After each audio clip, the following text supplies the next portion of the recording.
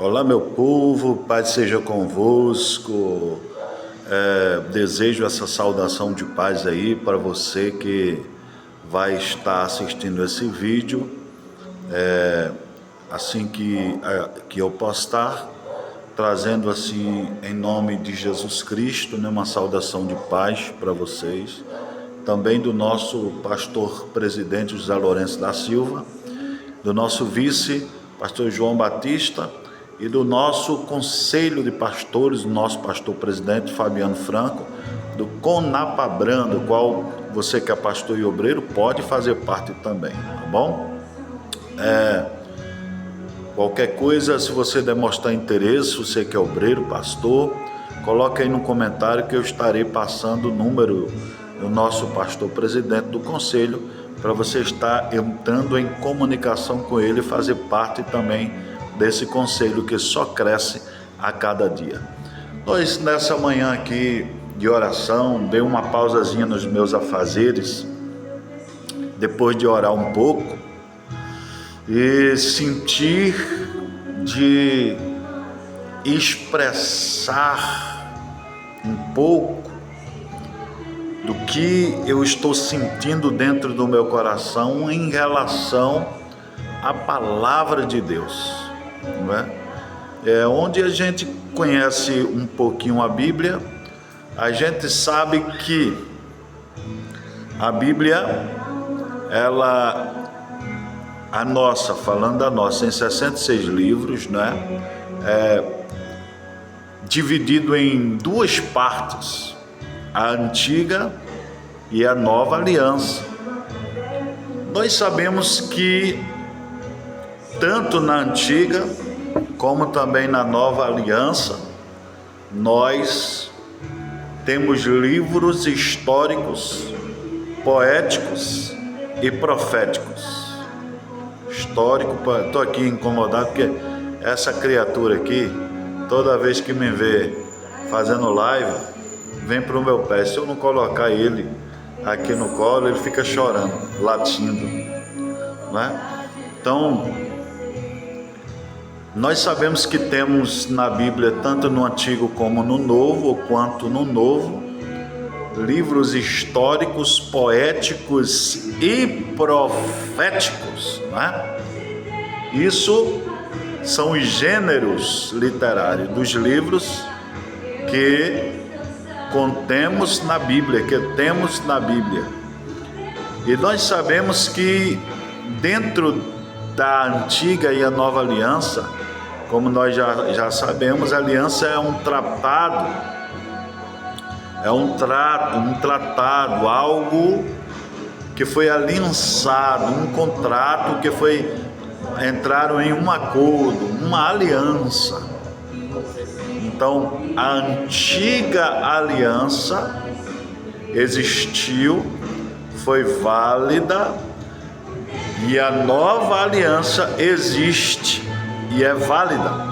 E nós devemos nos decidir de que aliança nós somos, porque nós temos aqui muitas heresias dentro das igrejas, pessoas que estão misturando coisas da antiga aliança que não compete mais ao cristão, pois a antiga aliança era para os judeus, com todo respeito à religião, e ainda é, porque alguns mandamentos ali são mandamentos perpétuos para os judeus.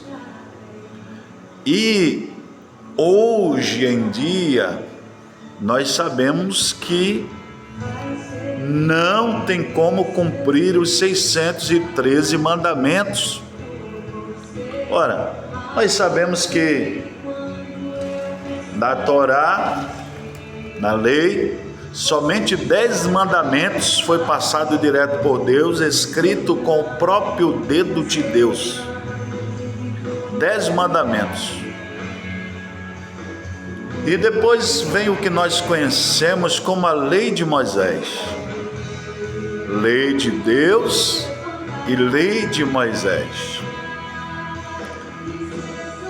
Vem a Torá, claro, obviamente oral, porque ela se deu através da oralidade, Deus falando, supostamente, e passando de vidas em vidas, e os pais passavam para os filhos a Torá oral.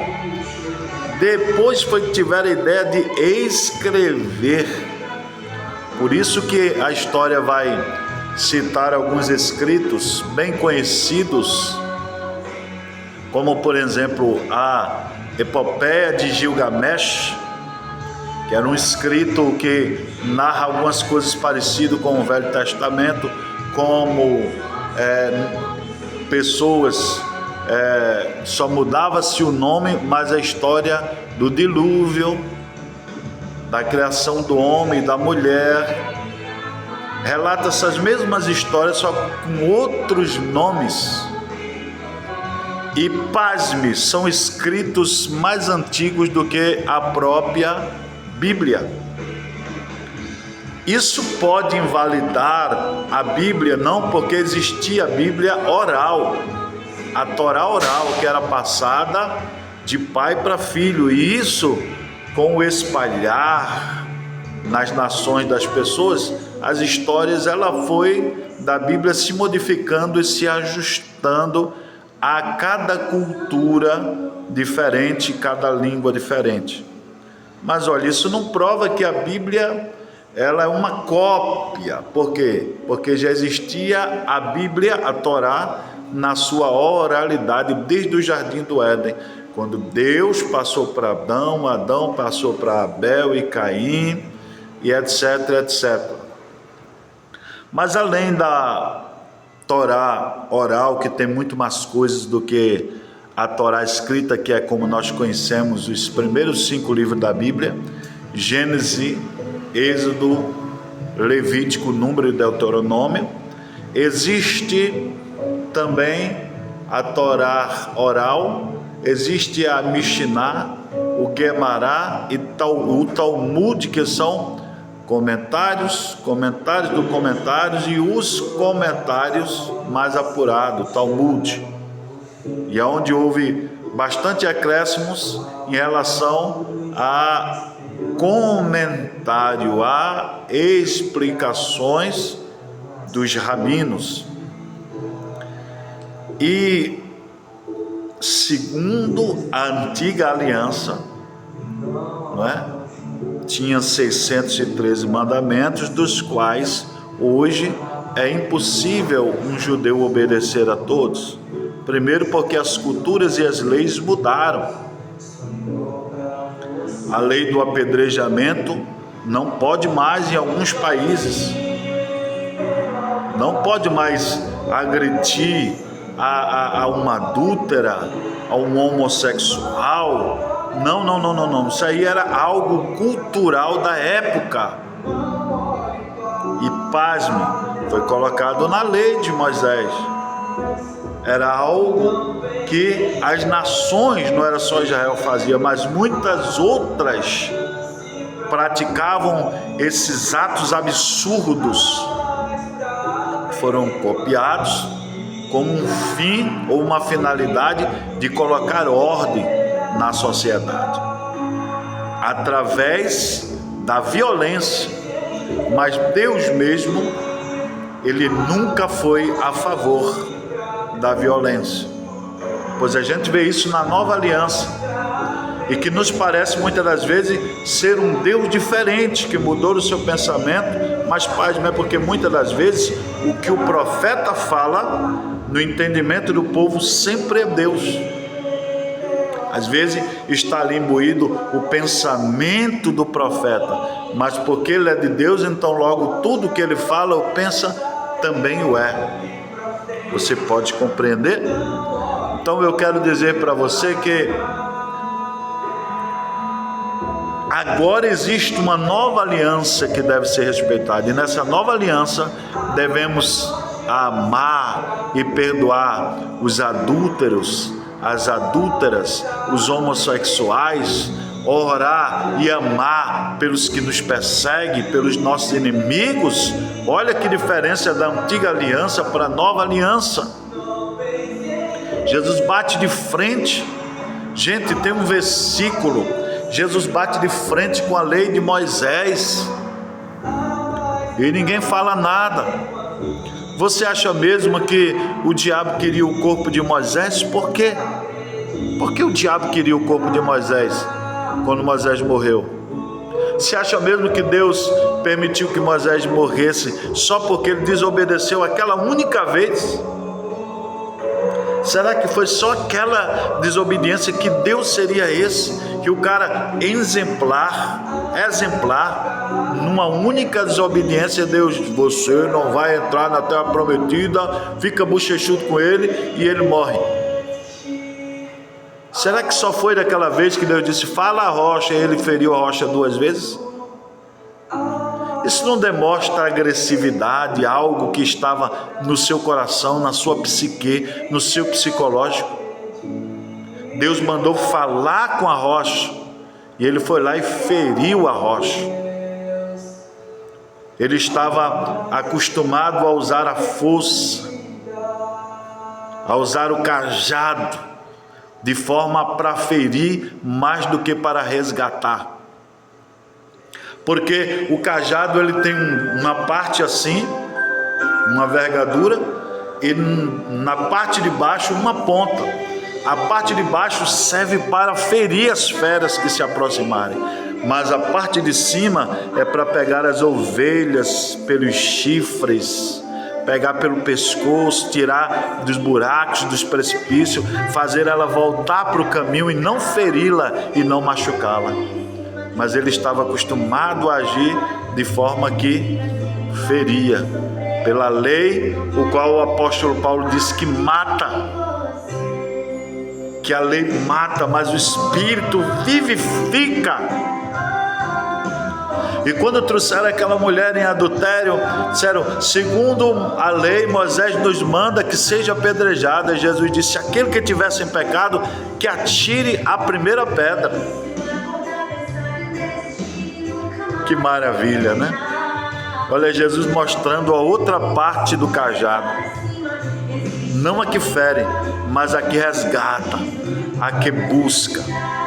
E ainda tem crente hoje que se vale, igrejas que se vale das coisas do tempo da lei, que foi para um tempo, para um propósito. Tem gente usando quepá, terrilim, a arca da aliança, cajado, botando a arca da aliança na igreja. E é sobre isso que eu quero falar com você hoje. Já na antiga aliança, Deus já mostrava para o profeta Jeremias, dizendo, olha, vai haver um tempo, quando o meu povo crescer e se multiplicar, que eles nem se lembrarão mais da arca da aliança, não será necessário mais o seu uso. Aí eu venho e coloco.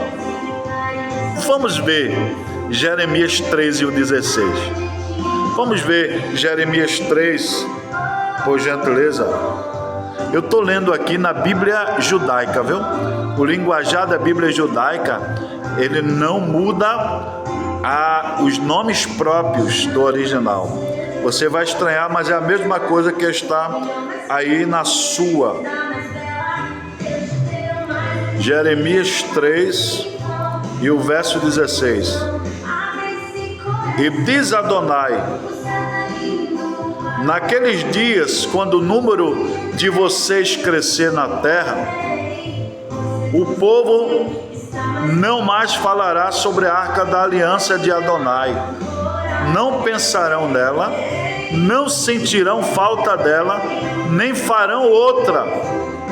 Quando esse dia chegar, eles clamarão, Yerushalayim, de trono de Adonai, todas as nações se reunirão em Yerushalayim, no nome de Adonai, e eles não viverão mais de acordo com a sua teimosia.